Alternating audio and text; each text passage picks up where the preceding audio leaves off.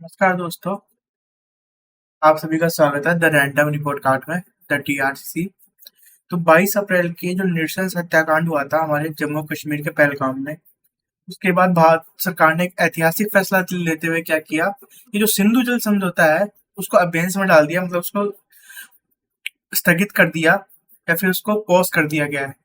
अब उसमें जो हमारा जल शक्ति मंत्रालय है उसने अब इस पे काम भी शुरू कर दिया है कि हम पाकिस्तान का पानी रोकने जा रहे हैं। वो कैसे कि हमारी एक महत्वपूर्ण नदी है चिनाब नदी, जिसका अब तक तो संपूर्ण जो पानी था, अधिकतर जो पूरा हिस्सा था 90% से अधिक पानी वो पाकिस्तान के पास जाता था।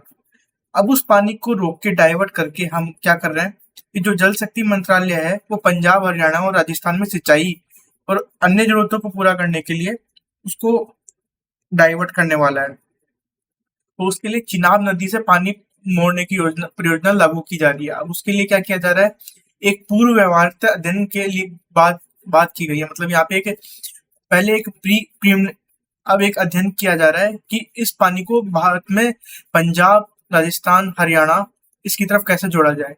इसमें हर साल करीब 15 से 20 मिलियन एकड़ फीट को पानी को इन राज्यों में लाने की योजना है।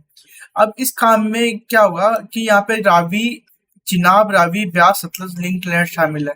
अब इसमें इसका पानी पहले तो पंजाब में लाया जाएगा, पंजाब से हरी के बैराज में लाया जाएगा, वहां से क्या होगा इसको हरियाणा, राजस्थान की तरफ मोड़ा जाएगा। अब हरियाणा के अलावा इसमें एक योजना ये भी है इसकी कि इसको यमुना से भी जोड़ा जाए। अगर इसको यमुना से जोड़ा जाएगा तो इसमें जो पानी यमुना नदी में भी पानी की आवक ज्यादा हो जाएगी और राजस्थान में भी ज्यादा पानी मिलेगा। अब इसमें से पानी इतना ज्यादा आएगा कि हम इसको राजस्थान के थार के रेगिस्तान से होते हुए गुजरात के बुज तक आराम से लेके जा पाएंगे, अगर इस नदी को हम मोड़ लेते हैं तो। अब इस का मुख्य उद्देश्य क्या है कि हमारी जो जनसंख्या है लगातार वो बढ़ती जा रही है। भारत की जनसंख्या है क्या है वो लगातार बढ़ती जा रही थी। अब पहलगाम हमले से पहले भी भारत सरकार क्या करती थी कि पाकिस्तान को पत्र लिख के भेजती थी कि हमें सिंधु नदी जो 1960 का जो समझौता है उसको वापस से रीनेगोशिएट करना है। मतलब हमें इस पे फिर से बात करनी है कि हमें 40% से ज्यादा पानी मिल जाए, पर पाकिस्तान अब तक उस पर तैयार नहीं था। पहलगाम आतंकी हमले के बाद भारत सरकार ने ये फैसला कर लिया कि आतंकवाद और पानी, जो खून और पानी है वो साथ साथ नहीं बह सकते। अब जब तक पाकिस्तान पूरी तरीके से आतंकवादियों का सफाया नहीं करता है, फिर वहां पे जो आतंकवादी पालने बंद नहीं करता, तब तक भारत सरकार इस योजना को चालू करने के मूड में नहीं है। अब क्या कर रही है भारत सरकार कि चिनाब, रावी, ब्यास, सतलज लिंक नहर परियोजना इसका एक महत्वपूर्ण हिस्सा है। अब इससे क्या होगा, सभी नहरों को इससे जोड़ा जाएगा। इसके लिए क्या होगा, करीब वहां से चिनाब नहर से करीब 12 किलोमीटर की एक सुरंग बनाई जाएगी, जिसके बाद उससे क्या होगा 200 किलोमीटर नहरों को जोड़ा जाएगा। ये 200 किलोमीटर नहरें राजस्थान में भी होगी, पंजाब में भी होंगी और हरियाणा में भी होंगी। अब जो इसके अलावा जो काम करने जा रही है सरकार सबसे बड़ा, वो है सिंधु नदी। और जो सिंधु नदी तंत्र की जितनी भी नदियां हैं, सिंधु, झेलम, चिनाब, ये 3 नदियां खासकर महत्वपूर्ण, इस पे जितने भी जो बांध बने हुए हैं उनसे गाद निकालने का काम करेगी। गाद होती क्या है, नदी हर साल क्या करती है, अपनी बहते हुए मिट्टी ले आती है जिसको गाद कहते हैं। वो मिट्टी क्या करती है, जाते जाते जाते जाते वहां पे बांधों में जमा हो जाती है। अब तक भारत सरकार 1960 समझौते के तहत उसमें बांध देती है कि है ना, जितने भी जो उनमें गाद जमेगी, भारत सरकार 1960 के समझौते के तहत उसको नहीं निकाल सकती थी, उसको नहीं निकाल सकती थी। अब इस समझौते के स्थगित या पॉज होने के बाद झेलम नदी पर जो उरी बांध है, चिनाब नदी पर दुलस्ती, सलाल और बगलियार बांध, सिंधु नदी पर नीमू बाजूगो, चुटक बांध से गाद निकालने का काम शुरू हो जाएगा। ये न्यूज अभी परसों की है, कल की है कि परसों जल शक्ति मंत्रालय ने इस पे नोटिस जारी कर दिया था।